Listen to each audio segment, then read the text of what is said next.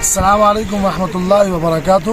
میرا نام فضل بن فضل ہے اور میں مختلف پلیٹ فارم پر ایک لکھاری کی حیثیت سے ایک نام رکھتا ہوں، اور میں کراچی سے یہاں تشریف لایا ہوں۔ بھائی توصیف صاحب میرے سیاح ہیں، دین کے بہت زیادہ مشہور قاری اور عالمی ایوارڈ یافتہ جناب مولانا قمر الزمان صاحب بھی میرے ساتھ موجود ہیں، اور انہی کے توسط سے میں کمراٹ تشریف لایا ہوں۔ ان کی محبتیں ہیں کہ ہمیں ہر سال ویر کھینچ کر لے کر آتی ہے، اور ہمیشہ ہمارے درمیان ایک اچھی گیدرنگ رہتی ہے۔ اس بنا پر ہم ان کے ساتھ ہی آؤٹنگ پسند کرتے ہیں۔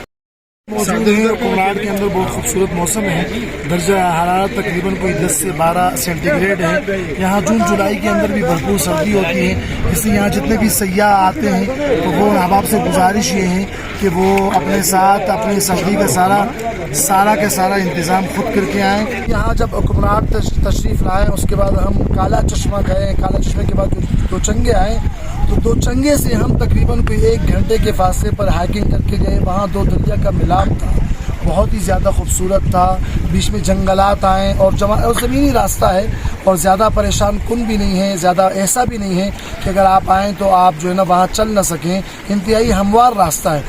یہاں کمراٹ کی جو سب سے بڑی خاصیت ہے وہ یہ ہے، آپ کو دریا کا ملاپ ملے گا، آپ کو جنگلات ملیں گے، آپ کو برف سے ڈھکے ہوئے پہاڑ ملیں گے، بہت ہی زیادہ پہاڑ بھی ملیں گے، زمینی علاقہ بھی ملے گا، دریا بھی اور جنگلات بھی۔ یہ تمام یوں سمجھو کہ یہ آل ان ون علاقہ ہے کمراٹ۔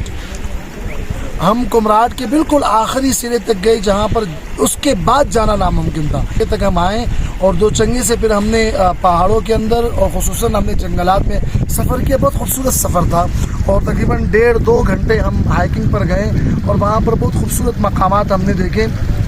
تو جو اصل کمراٹ ہیں ان سے تقریباً آپ دو چنگے سے آگے بھی 1-1.5 گھنٹہ اگر آپ ہائکنگ کریں تو آپ اس سے بھی خوبصورت اور فضا مقامات دے سکتے ہیں۔ کئی لوگ مین کمراٹ میں آ کے ٹھہر جاتے ہیں، آگے نہیں بڑھتے، وہ سمجھتے ہیں کہ کمراٹ اسی کا نام ہے۔